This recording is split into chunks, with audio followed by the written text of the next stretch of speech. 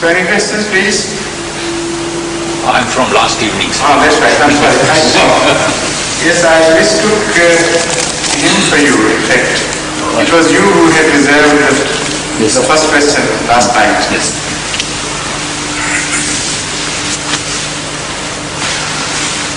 And you told me you had 2 questions, perhaps. I will combine into one, sir. Huh? I will combine into one, sir.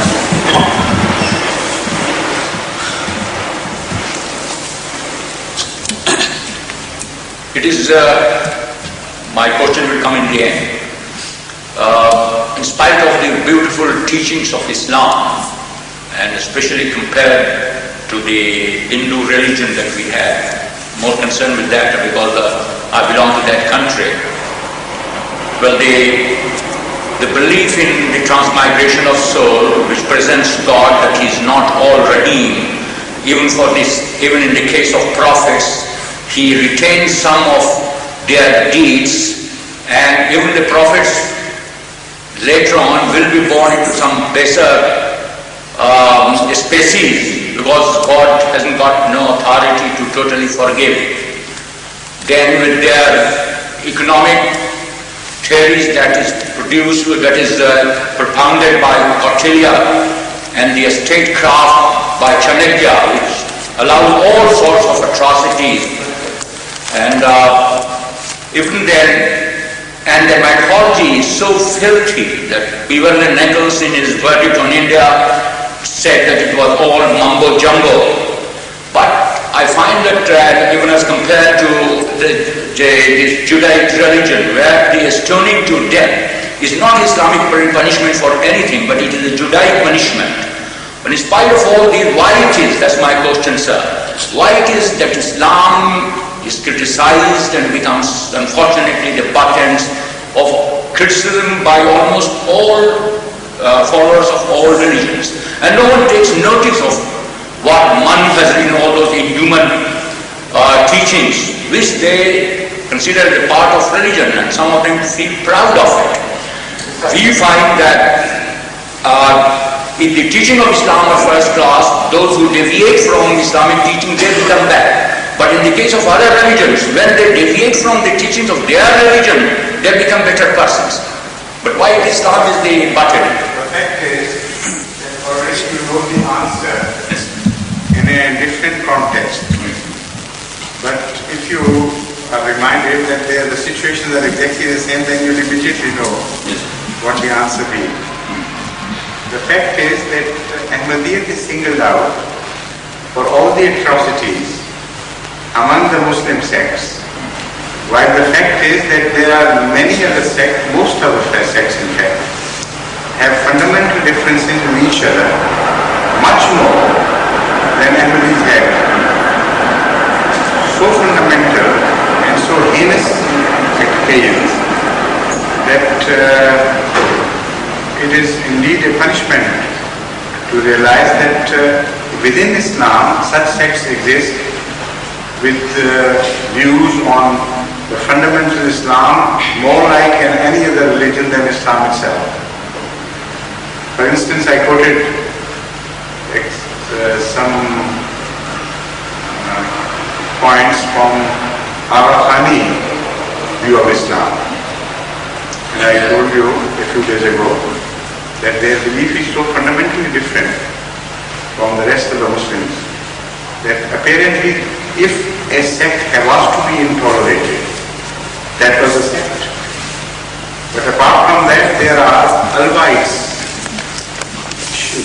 apart from some types of Shias, who claim that Muhammad sallallahu alaihi wasallam was in Na'udhu not only inferior to Hazrat Ali, but Hazrat Ali was God himself.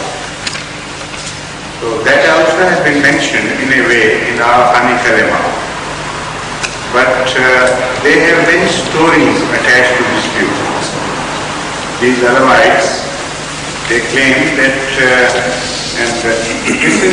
these stories are in circulation in Pakistan. I'm not quoting Sunni enemies of Shias, but I'm quoting those majalis where these stories are read by the Shiites themselves, but they have borrowed them from these extremist Alawites. So some Ahmadis who attended these majalis and who I know are most trustworthy, they have related these things to me.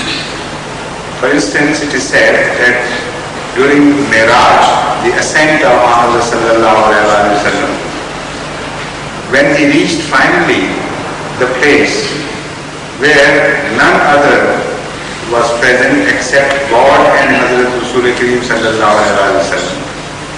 Even the Jibreel who brought wahi was left far behind. He said, my wings would burn if I go beyond that certain limitation.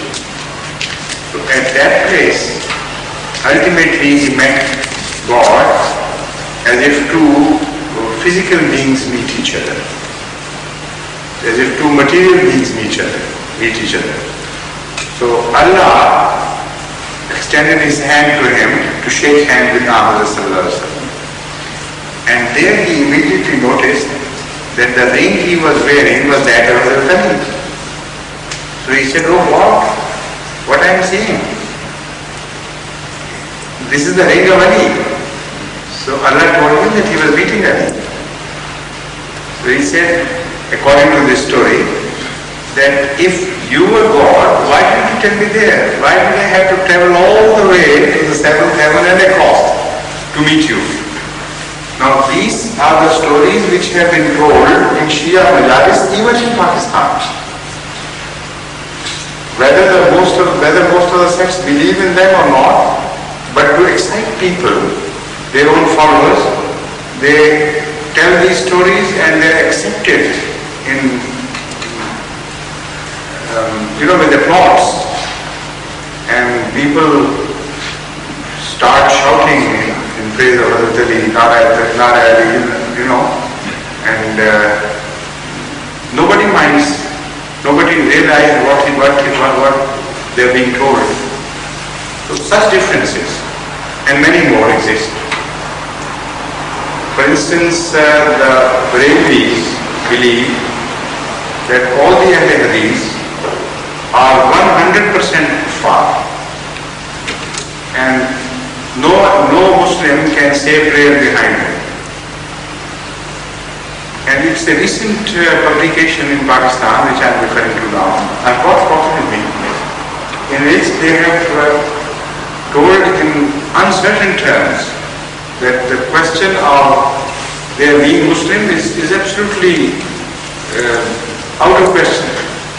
No sane Brahmin can ever believe that any Ahmadis could be considered as a Muslim. Yet they tolerate each other and they live in one community as Muslims, and they are singled Ahmadis out to be chucked out of Islam for the reason that we believe that Ahmad sallallahu alaihi wasallam had prophesied that Mahdi and Masih would come, and we believe he is come.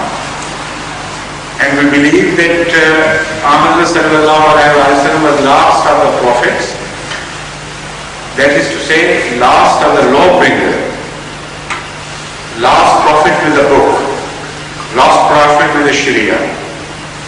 And his subordinates can come, not independent prophets.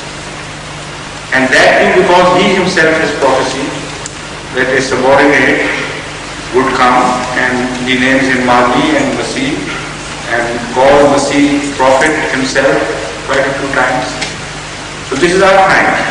So any sane man can judge that the differences they hold between themselves are far greater and far more heinous to their sensibilities than the differences which we hold. Yet we have been singled out. Why? The answer to this question is exactly applicable to that answer. Why Islam has been singled out? It's a matter of relativity. The fact is that we have been singled out because all these sects believe that we are a life force. We are not a spent force. We have all the potential to spread out and envelop the whole Muslim world if people are told what we really believe. So they are afraid.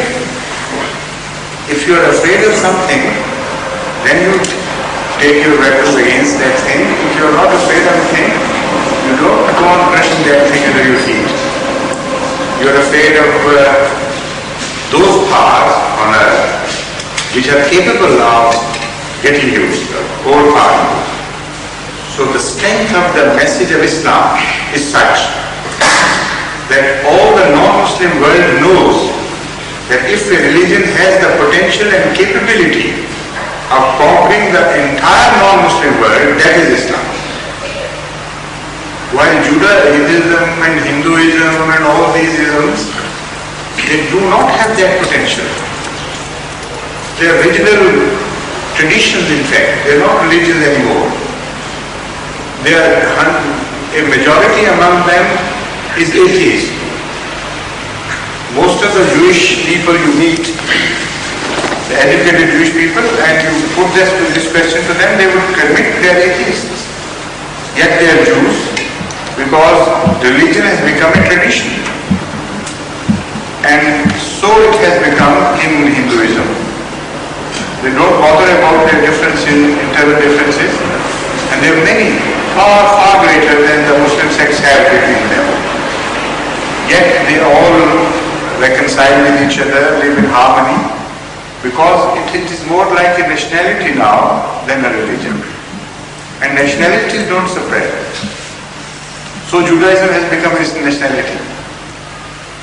Religions spread, and only those which are charged, fully vibrant, which are powerful enough to spill over the borders.